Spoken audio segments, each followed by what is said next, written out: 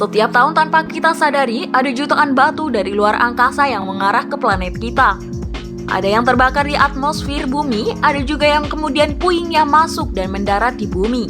Sebagian besar batu yang jatuh ke bumi biasanya berukuran sangat kecil dan relatif jarang karena sudah terbakar di atmosfer bumi.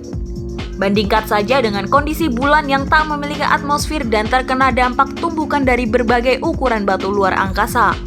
Mulai dari seukuran 5,5 kali mobil hingga batu luar angkasa, dan 33.000 tumbukan batu luar angkasa seukuran bola pingpong setiap tahun.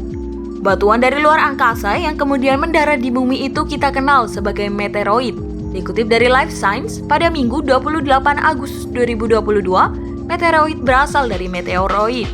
Menurut American Meteor Society, ukurannya berkisar dari batu-batu besar berukuran sekitar 1 meter hingga mikrometeoroid berukuran butiran debu. Meteoroid umumnya merupakan pecahan asteroid atau komet. Namun beberapa mungkin juga merupakan puing-puing yang berasal dari planet atau satelit.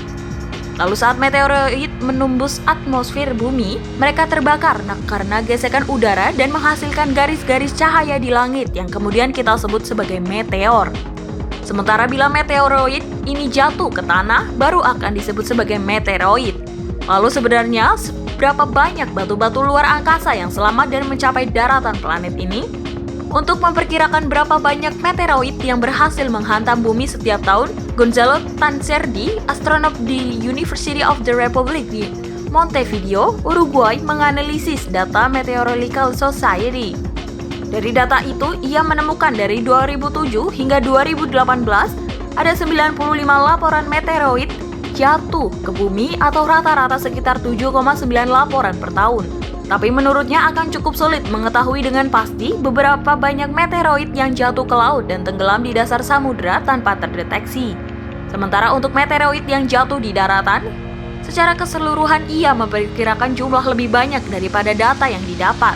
Tancerdi menghitung, jumlah meteoroid yang jatuh ke daratan sama dengan jumlah meteoroid yang dilaporkan di daerah perkotaan dibagi persentase daratan bumi yang tertutup oleh pemukiman.